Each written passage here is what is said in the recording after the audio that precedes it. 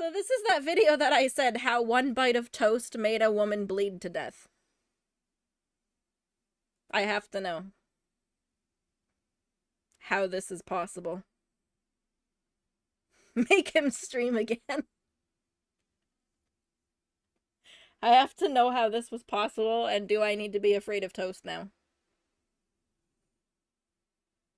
You've just spent hours meticulously creating your favorite meal. Everything is finished and plated, and you finally sit down to indulge. The first bite is heaven, and the second bite This is not toast. just as good. But an instant after having the third bite on your fork, it happens. A sharp piece of food stabs you in the gums, hard. Oh, Shooting pain immediately radiates throughout your mouth as the distinct metallic taste of blood seeps in. You spit everything out. okay, wait, I'm confused. This is salmon, and was she eating toast with a fork? What? Or we're not at the You're just story yet. angry and don't feel like eating anymore. But what if that sharp piece of food hadn't stopped at your gums? What if, instead, Oh, it no. made it into your throat, and by the time it cut you, it was already too far down in your esophagus, and your only remaining option was to keep swallowing?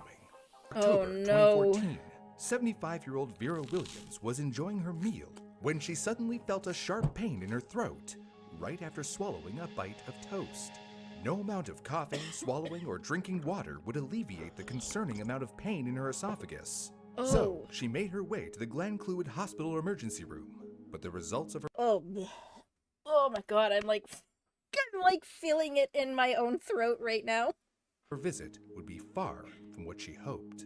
A routine check was conducted on Vera by a junior doctor who didn't see anything wrong with her. And without any further investigation into why she was complaining of the sore throat, Vera was sent on her way. I couldn't agree more, Bean. But it seems the doctor didn't grasp the severity of Vera's pain, or maybe just straight up didn't believe her after the throat examination showed zero visible signs of anything that could be causing her symptoms. But this would prove to be a huge oversight, because back home, her pain not only continued, but worsened. Vera seemingly waited as long as she could for the issue to resolve itself, but after 2 What weeks, the- she couldn't bear the pain any longer. So She waited 2 weeks. Oh my god. Oh my god. I have this unbearable stabbing pain in my throat, but it's fine. It's fine. We'll just wait 2 weeks. We'll just wait 2 weeks. It's fine. So a couple weeks later, It on October wasn't, 23rd, by the way. she returned to the hospital and was seen by a different doctor. During her examination, she explained that she was having neck pain, but it said that she left out some very crucial information. She allegedly never revealed having spent the prior 2 weeks in immense pain. So, still with not much else to go on other than neck pain and a previous visit to the emergency room, the doctor came to the conclusion that Vera must have some sort of infection, prescribed her antibiotics, Oh, and come sent her on. home the next day. But it wasn't just an infection that was plaguing Vera, it was something much more serious. And the day Did it say that she told him, "Oh, I ate toast," and that's when it happened? As a man who hates going to the doctor, I wouldn't have waited that long. Yeah, like, oh my god. Oh my god. day after returning home from the hospital a second time, things took a dramatic turn. Vera began coughing up blood. This, along with the severe Oh, pain God. that hadn't let up in weeks, landed Vera right back in the hospital for a third time. However, the gravity of the situation was heightened due to the blood in her cough, so this time she arrived by ambulance. This also caused the attending doctor to do what neither of the past 2 doctors had thought necessary before. A freaking Send X-ray? Vera for a CT scan Yeah. in an effort to pinpoint exactly what was going on from the inside. And reveal what was going on, it did. Vera had suffered a ruptured esophagus while eating her piece of toast all those weeks ago, and that small tear in her throat had caused a massive amount of blood to flow into her intestines. No. Well, one would hope that this revelation would put an end to Vera's journey of excruciating pain and the growing list of doctors who didn't believe in the severity of the situation. Now she could finally get the help she needed, right? Well, No, because it's been like 3 weeks. Oh my god. A freaking ruptured esophagus from eating toast. What? What? That's insane. turns out the treatment for a ruptured esophagus isn't exactly simple. In a study that took place from 1995 to 2008 at a UK hospital, 34 esophageal perforation cases were reviewed. And when it came to the treatment, doctors tried a number of different approaches, including surgery, tailoring the treatment to fit each specific patient. Despite these efforts, there was still a nearly 24% in-hospital mortality rate among those affected. But that's nothing compared to the mortality rate before the use of antibiotics, which was known to be as high as 90%. And esophageal perforations don't only happen after eating something sharp. Oh. There are a few ways a tear can occur. A severe blow to the chest or neck, intense vomiting, or an obstruction caused by swallowing something large can also lead to a rupture. Take this example of a 23-year-old woman from the Netherlands who had a serious fall from about 8 meters up, about the height of a third-floor balcony. She was rushed to the hospital, but initially did not appear to have life-threatening injuries. However, she had significant and unusual swelling due to air trapped inside her chest and neck. Oof. Puzzled by the source of the air, doctors conducted x-rays and a CT scan, which revealed some broken bones and a possible tear in her esophagus. Opting for a conservative approach, doctors treated her with antibiotics, while she had to feed through a nutrition tube to allow the tear to heal naturally. Oh, I After see. weeks of careful treatment and monitoring, her condition improved, and she resumed normal eating and was discharged 3 weeks post-accident. She So you can't like repair. Hello, Pudgy. You can't repair the esophagus. You kind of just have to like let it heal and give them antibiotics.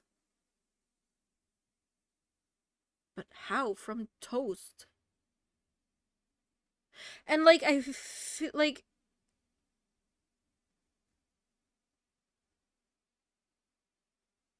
the first time you go in after it happened to the doctor, and you're saying, "Oh, my, I have this sharp pain in my throat." They look in your throat, whatever. Like she shouldn't have waited another 2 weeks to go again. But if you're going a second time, I feel like maybe they should have looked a little further.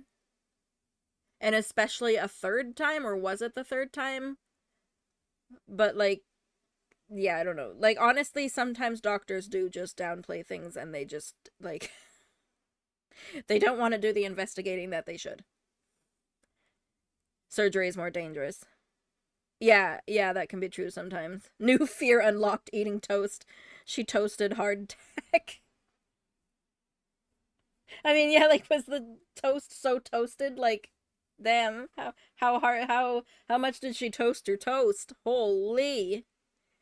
She didn't explain what she had. Yeah, I don't know about, like, I don't know how much she explained, but yeah. was lucky to have immediate treatment and a thorough examination since her injury was really not obvious. But unfortunately for Vera, even after the doctors found the cause of her pain, there was one thing standing in the way of her treatment: a previous diagnosis of a severe case of heart disease. The pre-existing condition prompted the doctors to make her decision to forego a surgery that could have, in other circumstances, been life-saving for her. As a result, Vera's Damn. pain and bleeding continued, and with no other options available, sadly, passed away a few days later with the cause of death ruled as massive internal bleeding. Wow. An inquest to Vera's death led to a serious incident review where Dr. Marian Hughes, a senior emergency medicine consultant, reviewed the attending doctor's actions who had seen her in the weeks leading up to her death. When the second doctor Vera had seen was asked why they only prescribed her antibiotics and didn't perform any scans, they said there wasn't anything to indicate any damage. This was because the tear was so far down Vera's throat that it wouldn't have been visible without special equipment. I don't think I would have done anything different, and I think the conclusions they came to were reasonable, Dr. Hughes said. Despite the rarity of the case and reasonable actions the doctors claim to have taken, Vera isn't alone. The fact remains that it took 3 trips to the hospital, including 1 dismissal and 1 misdiagnosis, for Vera to get a much-needed scan of her throat.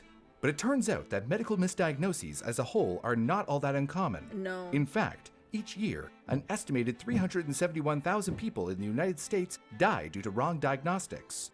About 75% of these errors happen in cases involving heart problems, infections, or cancer. Yeah, like, just send people for a scan. Just send them to a scan. Ugh. More worried about when food gets stuck in my throat because I have to retch really hard to get it to go down. Oh God. I've never had that happen to me. Well, but yeah, you have to take small bites and chew. Yeah, exactly. Like when I eat, I don't friggin' just I don't just sit there shoving the friggin' food in my face and swallow. Like, no, man, you gotta freaking chew and take small bites. Holy crap. Oh man, some people I watch them eating and I'm like, bro, the food isn't going anywhere. Take your time. You do not need to cut the steak in half and eat the whole half of steak. Cut it into small pieces, my gosh. Calm down. Calm down. Chill. Stop backseating. Look. If you want to choke on your food, then go right ahead, okay? But I highly recommend eating slow. Can't scan every time they have pain. I mean, true, but if you're going back 3 times for the same thing, it's like, come on, man. Come on. Jeez. Conditions like stroke, sepsis, pneumonia, blood clots, and lung cancer are also frequently misdiagnosed. And despite the high numbers and significant impact misdiagnoses have, public health research on diagnostic errors is seriously underfunded. The investigation concluded that the attending doctors had acted appropriately and could not have foreseen the rare medical complication that occurred. Hughes, who had been a doctor for 40 years at the time of the incident, said she had never encountered anything like it throughout her career, adding, quote, "Throughout the country, I believe there are 3 cases per 1 million of population." So, as emphasized in Vera's case, when your body is telling you something is wrong, advocate for yourself and ask for extra testing if needed. Ignoring or downplaying the pain or other signs doesn't give your doctor the whole picture, since you know your body best. If you're captivated by the mysteries of the human body, or just simply keen to learn about unique and unexpected cases like this one, don't forget to subscribe to our channel. You have no idea how much just 1 sub helps us. Hit the bell icon to ensure you never miss out on our upcoming videos, which are packed with stories and insights that might change your perspective on everyday things. Like this one, about the man who died choking on food that wasn't there. Gosh. This YouTuber is named Brew. I just linked his YouTube there in the chat. If you guys want to subscribe, check out more of his videos. Yeah. It's like an unfortunate situation, like, because the doctors did act accordingly based on the information they were given. If she wasn't advocating for herself, being like, no, this doesn't feel right, can you please, like, send me for a scan, then they're not gonna know how serious it feels for you. Like, she waited 2 weeks. She waited a whole 2 weeks before going back to the doctor. Like that's just insane to me. That's insane to me. That's sad. That's really sad. You, like, yeah, like this guy said,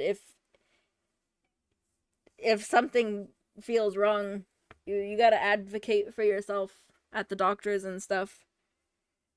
And tell them, like, no, I want to be checked out. Check me out because it feels like no.